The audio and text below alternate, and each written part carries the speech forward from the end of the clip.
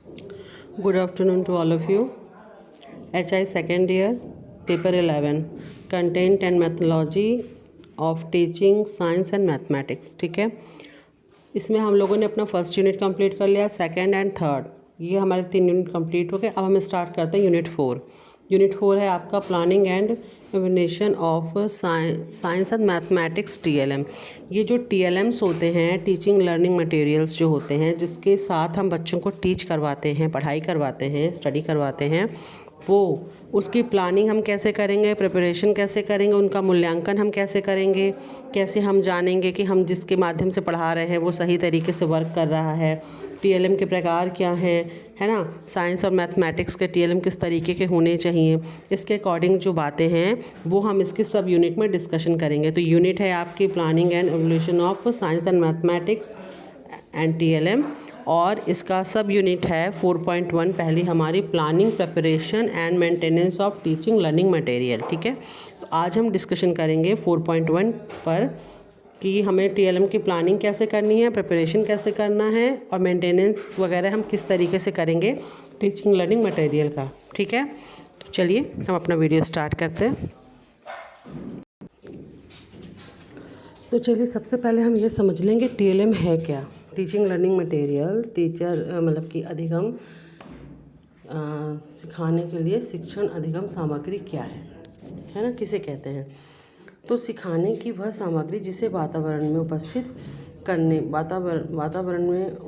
करने में बच्चा अधिगम के लिए सरलता से अभिप्रेरित हो जाए या किसी कार्य को सरलता से सीख जाए, ऐसी सामग्री को TLM कहते हैं। सिखाने की सामग्री मानसिक विकलांगता और सामान्य दोनों प्रकार के बच्चों के लिए सीखने व सिखाने में सहायक होती है। वास्तव में इसकी उपयोगिता श्रवण बाधित, मानसिक मंद बच्चे जो भी होते हैं, जो विशेष बच्चे होते हैं, उनके लिए अधिक होती है, क्योंकि इसमें सीखने की क्षमता कम होती है। उन लोगों में क्या होता है कि सुन नहीं सकते, है ना, श्रवण बाधित सुन नहीं सकते हैं, तो चीज़ों को अडॉप्ट करने में थोड़ी प्रॉब्लम आती है।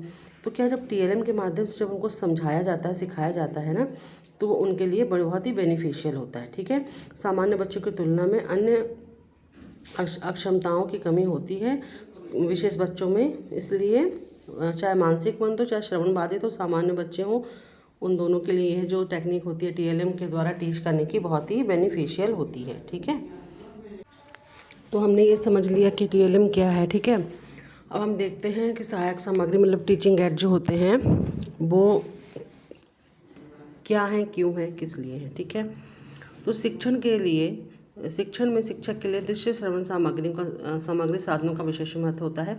मतलब दृश्य श्रवण मतलब जो देख करके समझी जा सके और जो सुन करके समझी जा सके। ठीक है, देखिए TLM आपके 3 तरीके के होते हैं, है ना। पहला होता है दृश्य, दूसरा होता है श्रवण, और तीसरा होता है दृश्य श्रवण। ठीक है, 3 टाइप्स होते हैं इनके, तो इसके बारे में हम आगे डिस्कशन करेंगे, मगर अभी मैं आपको ये समझा रही हूँ कि इन्हीं सामग्रियों के माध्यम से छात्रों को विभिन्न विषयों के विषय वस्तु, सिद्धांतों, प्रत्ययों व संबंधों को समझाने सिखाने में आसानी होती है। इन सामग्रियों के माध्यम से शिक्षक का शिक्षण कार्य प्रभावशाली रूप से रुचिकर बनता है। ठीक है, जब आप TLM के थ्रू बच्चे को टीच कराते हैं तो आपकी जो एजुकेशन होती है ना, वो बच्चे को बोझिल से नहीं लगती, उसको वो एक गेम की तरफ फील होती है, उसको वो इंटरेस्टिंग लगती है, उस टॉपिक को, उस सब्जेक्ट को बहुत ही इंटरेस्ट के साथ पढ़ता है। क्यों? क्योंकि वो सब्जेक्ट से रिलेटेड चीज़ को देख पा रहा है, सुन पा रहा है, टच कर पा रहा है ना। तो उसमें क्या होता है कि उस चीज़ के लिए क्यूरियोसिटी बढ़ती है और उसका अटेंशन जो है प्रॉपर आपके टॉपिक के ऊपर रहता है। ठीक है, दृश्य श्रवण साधन के द्वारा कक्षा के वातावरण में परिवर्तन आता है। जब कोई छात्र किसी कार्य को स्वयं करता है तो इस प्रकार से उसे पूर्ण जानकारी प्राप्त होती है तथा वह सीख गया ज्ञान ज़्यादा वो वाला सीखा ज्ञान जो होता है ना, लंबे समय तक उसके मस्तिष्क में उपस्थित रहता है। क्योंकि ये सत्य है कि आप जब किसी कार्य को स्वयं करते हैं तो वो जो नॉलेज रहता है वो स्थायी होता है, क्योंकि आपने उसे किया होता है, स्वयं से करके उसका निष्कर्ष आप देखते हैं, है ना। तो उसको क्या होता है, वो ज्ञान आपके दिमाग में बहुत लंबे पीरियड तक रहता है। जो आपको रटाया जाता है उसकी अपेक्षा जो आपने सीखा होता है वो आपके लिए ज़्यादा बेनिफिशियल रहता है और स्थायी रहता है।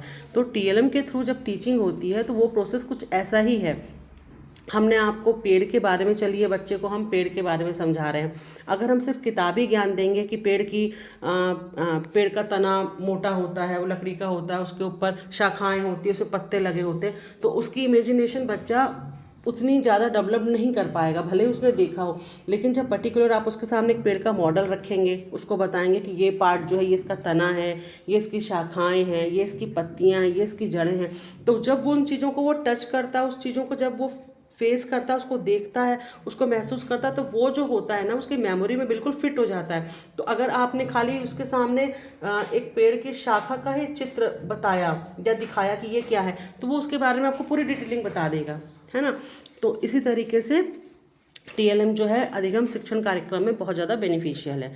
ठीक है, कहा गया है कि एक बार देखा 100 बार सुनने से ज़्यादा प्रभावशाली होता है।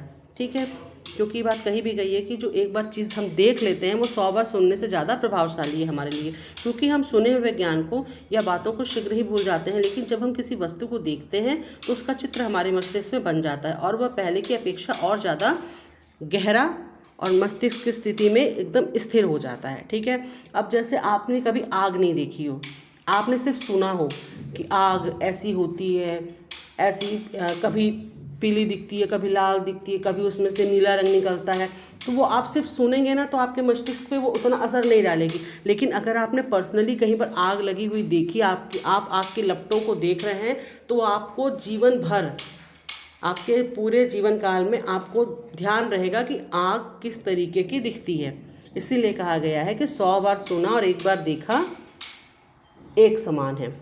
ठीक है, विज्ञान, गणित, सामाजिक विज्ञान के दृश्य श्रवण सामग्री प्रतिभाशाली छात्रों एवं श्रवण बाधित मानसिक मंद छात्रों के लिए अति आवश्यक है, क्योंकि इसके प्रयोग से प्रतिभा वाले छात्रों में चिंतन शक्ति का विकास होता है तथा मानसिक मंदित एवं श्रवण बाधित बालकों में विज्ञान, गणित व सामाजिक विज्ञान के सूक्ष्म प्रत्ययों, सूत्रों आदि को स्थूल रूप से समझने की क्षमता का विकास होता है।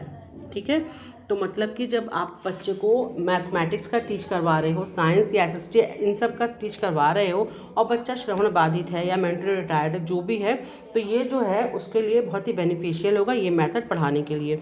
तो हम TLM की थोड़ी सी डेफिनेशन भी देख लेते हैं, 2-4 डेफिनेशंस भी हैं TLM की। तो जूट के अनुसार क्या है, दृश्य श्रवण सामग्री वह युक्ति है जो शिक्षक को अध्ययन सामग्री को आसान तथा प्रभावशाली बनाती है। ठीक है, क्रो व क्रो के अनुसार दृश्य श्रवण उपक्रम सीखने वाले को व्यक्तियों, घटनाओं, वस्तुओं और कारणों तथा प्रभाव संबंधित नियोजित अनुभवों से लाभ उठाने का अवसर देता है। और आपका आ गया तीसरा है बर्टन के अनुसार दृश्य श्रवण सामग्री वह संवेदी पदार्थ या काल्पनिक वस्तुएं हैं जो अधिगम को आरंभ में प्रेरित करती तथा उसे पुनर्बलन प्रदान करती हैं। ठीक है, तो ये 3 डेफिनेशंस हो गई हैं हमारी TLM के रिगार्डिंग। अब हम देखते हैं कि इनका महत्व क्या है, इंपॉर्टेंस क्या है, नीड और इम्पॉर्टेंस TLM की क्या है, इस पर हम इसको हम देखते हैं। तो दृश्य श्रवण सामग्री की आवश्यकता महत्व निम्नलिखित है। इन सामग्रियों की सहायता से समय की बचत होती है, इस प्रकार से जो ज्ञान प्राप्त होता है अधिक प्रभावशाली होता है। दूसरा, दृश्य श्रवण सामग्री छात्रों तथा शिक्षकों को स्थायी रूप से ज्ञान को सीखने और समझने में सहायता प्रदान करती है। इन साधनों का या सामग्रियों के द्वारा शिक्षकों को विचार तथा सिद्धांतों का स्पष्ट ज्ञान प्राप्त करने में सहायता मिलती है, जटिल चीज़ों को प्रकरण को सरलता से समझा देती है। यह सामग्री छात्रों के ध्यान आकर्षित करने का उचित माध्यम बनती है। अच्छा, आप अब यहाँ पर दृश्य श्रवण सामग्री लिख के आ रहा है TLM की जगह, तो आप ये मत समझ लीजिएगा कि ये क्या है। एक्चुअली TLM होते ही 3 टाइप्स के हैं, पहला जो सिर्फ देखा जा सकता है, दूसरा जो सिर्फ सुना जा सकता है और तीसरा जो देखा सुना दोनों जा सकता है। इसलिए यहाँ पर दृश्य श्रवण सामग्री बार बार यूज़ की जा रही है। ठीक है,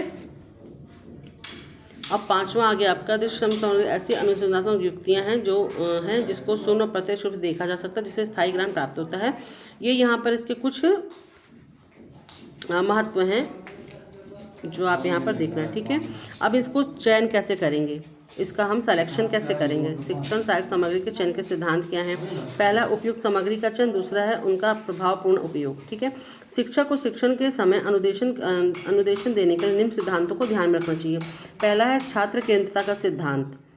जब आप चूज़ कर रहे हैं, सिलेक्शन कर रहे हैं टीचिंग लर्निंग मटेरियल का, तो उसके कुछ प्रिंसिपल भी हैं। ठीक है, तो उस प्रिंसिपल्स में से पहला होता है छात्र केंद्रित सिद्धांत, मतलब प्रिंसिपल ऑफ स्टूडेंट्स सेंटर्ड्स, है ना।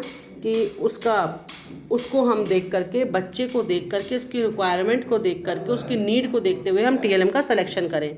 ठीक, इसमें क्या होता है कि किसी भी सहायक सामग्री को प्रयोग करने से पहले ध्यान रखना चाहिए कि बालक की आयु, रुचि, योग्यता क्या है, तभी इनका प्रयोग करें, जिससे छात्र को इसको समझने के लिए किसी प्रकार की कठिनाई का सामना न करना पड़े। ठीक है, तो मतलब आप छात्र को ध्यान में रखते हुए उसकी आयु, उसकी क्षमता, उसकी रुचि का विशेष ध्यान रखते हुए TLM को चूज़ करें और उसके रिगार्डिंग उसको टीच करें।